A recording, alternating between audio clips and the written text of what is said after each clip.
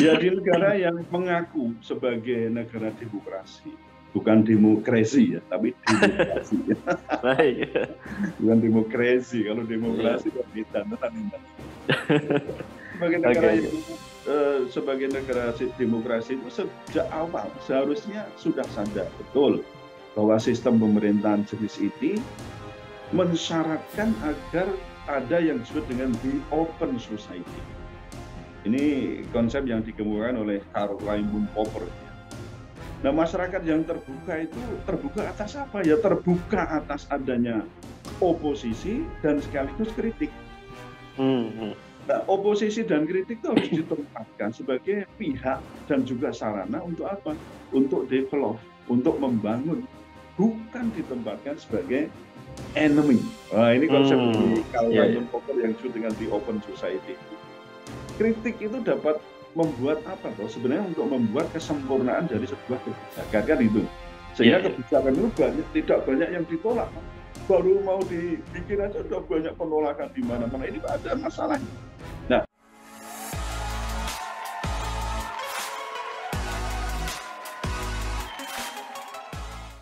ya, Assalamualaikum warahmatullahi wabarakatuh. Puan dan Tuan, kembali lagi di segmen Tanya Profesor di channel yang radikal, ramah, terdidik, dan berakal. Dan seperti biasa, di samping saya ada Profesor Suteki. Assalamualaikum, Prof. Waalaikumsalam warahmatullahi wabarakatuh. Alhamdulillah. Sepertinya tidak di rumah ya, Prof ya? Wah, ini saya sedang tour. Siap. Ya, baik. Prof Suteki, kita mau bahas tentang kelompok Cipayung, Prof.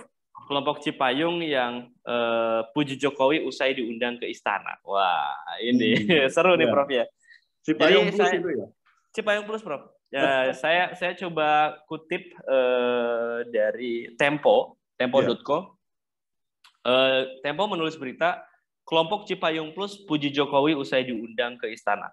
Kelompok Cipayung Plus yang berisi 12 organisasi mahasiswa bertemu dengan Presiden Joko Widodo atau Jokowi di Istana Merdeka, Jakarta, Rabu 23 Maret 2022. Kelompok ini merasa sangat bangga dan juga terhormat bisa bertemu langsung dengan Jokowi. Nah, ini diwakili oleh Raihan Aryatama dari PBHMI. Dia mengatakan, kami mendapatkan energi positif kepemimpinan beliau yang sangat luar biasa hari ini. Wah, luar biasa. Oke, mungkin video-videonya juga telah beredar ya. Nanti mungkin seperti ini ya. Dalam pertemuan itu, Presiden Jokowi didampingi dengan Menteri Sekretaris Negara Pratikno dan Kapolri Jenderal Pol Listio Sigit Prabowo. Dalam pertemuan tersebut dibahas sejumlah hal mulai dari program rumah kebangsaan, ibu kota Nusantara hingga stabilitas harga bahan pokok.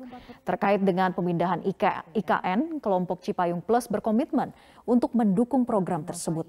Mereka berharap pemindahan ibu kota dapat berjalan dengan baik.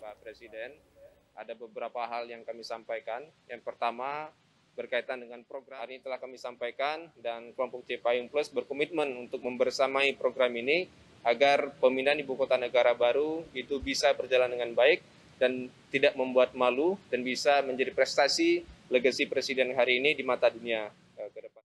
Prof Suteki, jenengan kan aktivis PII dulu nih, Prof. Ya, PII itu ada, ya, dan PII ada di situ, Prof. Iya. Apa yang ingin disampaikan sebagai mantan pengurus PII, Prof?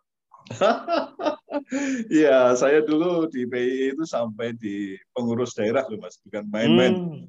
Saya udah jadi sekretaris pengurus daerah Sragen ya. Dan untuk kasus ini saya terus terang memang merasa kecewa ya. Dan saya kira pisauanan ini sangat ironis. Mengingat ini dilakukan ketika berbagai kelompok elemen masyarakat itu tengah melakukan protes ya, atau bisa dikatakan perlawanan terhadap berbagai kebijakan pemerintah yang dinilai itu tidak pro rakyat. Justru apa itu namanya cenderung untuk pro oligarki. Ya banyak kan kebijakan-kebijakan rezim yang dinilai tidak pro rakyat itu, misalnya ada soal penanggulangan pandemi, kemudian juga ada penyunatan hukuman terhadap koruptor. Rezim itu jangan dikira cuma pemerintah, jadi rezim kekuasaan itu Meluas, apa legislatif, ada yudikatif, termasuk juga eksekutif yang lebih cenderung kita soroti itu. Lalu ada proyek IKN yang kemarin juga terdengar sayup-sayup kok malah mau minta urunan dari rakyat. Ini tawarnya kepiye gitu loh. Ini kan berarti dari sisi perencanaan pendanaan terutama itu kan tidak beres gitu loh. Masa urunan dari rakyat? Memang ini sarikileran kayak pembangunan RT atau RW gitu. Lalu ada persoalan pemototan apa itu menunda pemilu, kemudian ada perpanjangan masa jabatan presiden dari beberapa tahun sampai 3 periode misalnya. Kemudian ada dalam tanda kutip ya kriminalisasi terhadap ulama, aktivis, ya kan? Lalu ada gitu, persoalan yang kemarin cukup santer itu kan tentang kelangkaan minyak goreng. Yang itu diprotes oleh, lihat aja di berbagai provinsi dan kita lihat fakta-faktanya itu antrian demikian, terutama untuk minyak goreng curah dan sekaligus juga untuk minyak goreng kemasan yang ternyata dicabut HET-nya itu. Itu kan, wah sontak menimbulkan perlawanan yang luar biasa. Tidak hanya di Jakarta, di berbagai daerah. Nah dalam situasi begini kok mahasiswa itu timik-timik gitu ya. Ke istana, dan itu menurut banyak kalangan juga wah ini melukai perjuangan-perjuangan yang selama ini dilakukan oleh bapak-bapak mereka dan atau mungkin ya mahasiswa dalam kelompok yang lain gitu ya. Nah, jadi begitu saya tahu soal pisauanan itu kemudian yang ini kan pisauanan untuk PBPII itu kan diwakili oleh Mas Rafani itu ya. Jadi ketika saya dengar itu langsung saya di grup WA saya di KBPI kan ada itu grup WA KBPI keluarga besar KBPI. Saya ngomong, loh ini saya terus terang kecewa ini saya bilang gitu. Pakai jaket alma mater kan itu kan. Terus kemudian juga melawan dari protes-protes dan semangat perlawanan rakyat dalam arti untuk memprotes kebijakan itu. Ini bagaimana? Saya bilang, ini sudah izin dari KBPI belum? Saya bilang gitu. Apakah sudah ada konsultasi dengan KBPI? Ya nggak ada yang bisa menjawab waktu itu. Nah, apalagi saya katakan ini apa betul-betul mewakili PII secara umum. Nah, apalagi kemarin ada protes dari Bang Rocky Gerung itu. Loh kalau mahasiswa sudah tidak pakai jas alma mater tapi pakai batik, itu terus piye nalari kalau pakai jas alma mater idealisme itu yang dikemukakan kan begitu. Betul. Batik menurut Rocky Gerung itu ini calo gitu. Itu kalau Mas Rocky itu bilang itu ada saya coba bener begitu ya. Terus, iya loh Mas kalau pakai jaket alma mater itu wah artinya idealisme mahasiswa itu betul. Di situ masih ada kita bertahan ya, maksudnya ada semangat idealisme tinggi, tapi begitu sudah pakai batik kata Rocky itu, ini bukan idealisme yang diutamakan, tapi adalah bagaimana menjadi calo, mak comblang, atau lobby itulah ceritanya gitu. Allah Akbar ya. Begitu sih, terus terang prihatin ya dengan pisauanan itu bukan apa-apa, tapi kita mengingat kondisi lah, kita sedang melakukan protes perlawanan macam ini kok malah pisauanan itu mungkin ya dipakai dari berbagai sisi itu lebih banyak dikatakan mudarat ya, apalagi memuji seperti itu kan berarti tidak ada kritik di dalamnya gitu. Iya. Itu kalimatnya kan gitu, Prof. Kami mendapatkan energi positif kepemimpinan Jokowi. Mantap. Prof, bagaimana Prof Suteki melihat landscape pergerakan mahasiswa yang nggak lagi berkonfrontasi dengan pemerintah, Prof? Ya tadi saya katakan, kalau saya lihat dari puji-pujian itu kan berarti kan dengan kritik kan itu. Tetapi saya kira beginilah, memang pergerakan mahasiswa itu kan tidak harus selalu dalam bentuk konfrontasi. Ketika pemerintah itu memang sudah on the track gitu Mas, di jalan lurus atau pro rakyat itu malah kita dukung. Baik. Mahasiswa pun harus mendukung begitu. Namun ketika banyak kebijakan pemerintah dan juga wakil rakyat lainnya yang justru menyimpang dari amanat penderitaan rakyat yang pro oligarki gitu kan, keadilan dan kebenaran. Tapi mahasiswa tidak berada di jalur konfrontasi, misalnya, itu yang kita sayangkan gitu. Itu artinya justru ya mahasiswa itu tidak on the track. Mereka tidak lagi punya ini istilahnya itu sense of crisis ya terhadap berbagai penyimpangan jalannya pemerintahan juga penderitaan rakyat yang ada di depan matanya itu. Nah, jadi saya melihatnya semacam itu, Mas. Jadi memang tidak selalu harus dalam bentuk konfrontasi ketika itu sudah pemerintah on the track, tapi ketika pemerintah sudah menyimpang, dinilai menyimpang, banyak yang kebijakan tidak pro rakyat, maka mahasiswa itu harus berada di ujung terdepan. Baik. Apa, ya, betul. Menyuarakan aspirasi rakyat untuk apa? Mengoreksi, melakukan kritik terhadap pemerintah gitu.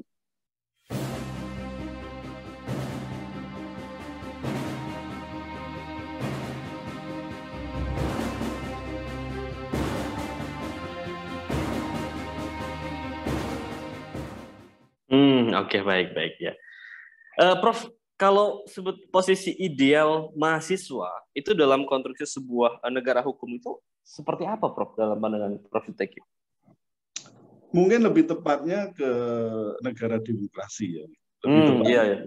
Tapi oke lah kalau misalnya kita lihat dari sisi negara hukum, memang kalau kita lihat misalnya dari Undang-Undang Bela Negara itu ya, bela negara namanya sikap dan perilaku warga negara yang dijiwai oleh kecintaannya kepada NKRI, lalu ada yang jelas berdasarkan Pancasila dan Undang-Undang 45 ya, karena ini kita masih pakai di situ untuk apa? Supaya bangsa dan negara itu survive. Ini prinsip yang kita lihat di Undang-Undang Bela Negara itu. Nah, prinsipnya bela negara itu kan upaya setiap warga negara untuk mempertahankan negara gitu ya, Republik Indonesia itu terhadap apa? Ancaman baik dari dalam maupun dari luar. Baik. Nah, kita lihat juga dari dalam negeri apakah ada ancaman? Ya ada. Separatisme atau mungkin bahkan kebijakan-kebijakan pemerintah yang mungkin bisa dikatakan ini malah justru bertentangan dengan tujuan negara kita ini didirikan. Kan itu, negara didirikan, kita lihat di pembukaan Undang-Undang Dasar 45 itu kan salah satunya adalah untuk memajukan kesejahteraan umum. Ketika misalnya di situ pemerintah itu justru melakukan kebijakan-kebijakan yang tadi kita sebut berlawanan, bertentangan atau tidak pro rakyat, tidak ingin bahkan tidak ada indikasi untuk mensejahterakan ini rakyat misalnya. Nah, ini mahasiswa itu atau pada umumnya warga negara harus melakukan bela negara. Nah, negara itu kan tidak hanya diwakili oleh namanya pemerintah, tapi rakyat justru sebagai pemegang kedaulatan negara, kan begitu. Nah, ini kita kaitkan sedikit dengan negara demokrasi itu kan katanya itu demokrasi is government of the people, by the people, and for the people, kan begitu. Nah, people di dalamnya adalah termasuk mahasiswa ini. Maka ketika negara dalam pengertian besar itu terancam, nah mahasiswa itu harus turut untuk melakukan bela negara dengan apa? Ya dengan melakukan kegiatan-kegiatan yang prinsipnya itu mengoreksi, kan, melakukan kritik. Supaya apa ya, mahasiswa itu bisa berfungsi sebagaimana mestinya. Misalnya kita lihat nih, mahasiswa itu secara umum dan tadi sebagai bagian dari rakyat itu kan mestinya punya 5 fungsi yang utama atau peran yang utama. Yang pertama harus sebagai the agent of change, ya, sebagai agen perubahan. Bahkan saya sudah melontarkan bukan hanya sebagai agen perubahan, tapi the leader of change. Jadi sebagai pemimpin perubahan, bukan sebagai agen lagi, tapi sudah sebagai the leader of change. Lalu yang kedua juga sebagai pihak yang memperkuat penguatan aspek moral atau moral force. Ini kan ya kita nilai mahasiswa itu kan masih punya tadi idealisme masih tinggi kan itu kan. Belum tercemar, maksudnya begitu. Tapi begitu sudah masuk istana saya nggak yakin itu tidak tercemar, itu tidak yakin. Kemudian apa-apa, tapi kan ini memang kenyataan begitu. Jangan-jangan sampai nanti idealisme itu berhenti di meja makan istana kan. Iya. Moral force-nya saya kira sudah mulai luntur kalau itu tidak dijaga dengan baik. Kemudian yang ketiga adalah sebagai pengontrol sosial. Jadi ini aspek social control-nya itu juga tinggi. Apalagi bersama elemen masyarakat yang lain, misalnya bersama masyarakat yang lain, ada LSM, ada perkumpulan yang ini bisa bersatu untuk apa? Sebagai aspek yang dari kontrol sosial. Lalu yang keempat jelas tidak mungkin kan mahasiswa bukan sebagai penerus bangsa, maka fungsi peran yang utama juga sebagai penerus bangsa. Nah, sebagai penerus bangsa itu nggak punya idealisme atau itu hanya terjebak pada pragmatisme, itu kita bisa berharap apa terhadap kelompok yang semacam ini. Maka tetap kita dorong mereka adalah sebagai penerus bangsa yang seharusnya tetap memiliki idealisme itu. Lalu yang kelima adalah sebagai penjaga nilai kebenaran dan keadilan. Nah, jadi 5 peran itu mestinya tetap dikuatkan dalam rangka untuk apakah itu negara hukum Indonesia atau negara demokrasi, yang di situ salah satu karakter dari negara demokrasi itu kan persoalan partisipasi rakyat. Untuk check and balances. Jadi kalau tidak ada kontrol tadi ya, kontrol sosial ya, kemudian tidak diinisiasi dengan cara baik untuk menjaga nilai kebenaran dan keadilan, ya nanti bisa berakhir itu. Maksud saya negara itu terutama pemerintah akan cenderung untuk bertindak secara pragmatisme. Oke. Hanya 5 tahunan hanya dalam rangka untuk kewajiban selama masa dunia saja. Nah, tadi sudah saya singgung bahwa negara hukum Indonesia itu kan memiliki tujuan yang termaktub dalam pembukaan Undang-Undang Dasar 45 itu. Nah, itu yang harus kemudian concern di situ, mahasiswa juga harus concern ada di situ, terutama apa terkait dengan misalnya bagaimana negara itu harus mewujudkan kesejahteraan sosial. Nah, begitu misalnya negara dalam arti pemerintahan terutama itu sudah mengarah pada penyimpangan dari pencapaian untuk melakukan keadilan sosial itu, maka yang justru harus muncul adalah apa? Melakukan ini perlawanan dalam arti untuk mengoreksi tadi terhadap pemerintah negara yang mungkin ada indikasi wah ini kok cenderung justru menindas rakyat ini. Nah, ini maksudnya kalau untuk partisipasi itu mahasiswa harus berperan aktif di situ, Mas. Baik. Profesor Tegi tadi disinggung soal bahaya kalau negara tanpa oposisi, ya. Di antaranya jenengan menyinggung check and balance. Ya. Sebetulnya ingin menegaskan kembali, Prof. Said, sebetulnya bahaya model apa sih ya, jika negara itu tanpa oposisi atau near kritik yang sebagaimana tadi sering sibuk. Ya, di negara yang mengaku sebagai negara demokrasi, bukan demokrasi ya, tapi demokrasi. Bukan demokrasi. Kalau demokrasi kok sebagai negara demokrasi itu sejak awal seharusnya sudah sadar betul bahwa sistem pemerintahan jenis ini mensyaratkan agar ada yang disebut dengan the open society. Ini konsep yang dikemukakan oleh Karl Raimund Popper. Nah, masyarakat yang terbuka itu terbuka atas apa? Ya terbuka atas adanya oposisi dan sekaligus kritik. Nah, oposisi dan kritik itu harus ditempatkan sebagai pihak dan juga sarana untuk apa? Untuk develop, untuk membangun, bukan ditempatkan sebagai enemy. Nah, ini konsep dari Karl Raimund Popper yang disebut dengan the open society itu. Kritik itu dapat membuat apa toh? Sebenarnya untuk membuat kesempurnaan dari sebuah kebijakan kan itu. Sehingga kebijakan itu tidak banyak yang ditolak. Baru mau dibikin aja udah banyak penolakan di mana-mana. Ini ada masalah. Nah, maka kritik masuk apa? Untuk mengoreksi, memberikan input, masukan supaya benar bagaimana dalam bentuk itu aspirasi-aspirasi itu. Pendapat-pendapat dan banyak itu memang harus ditampung.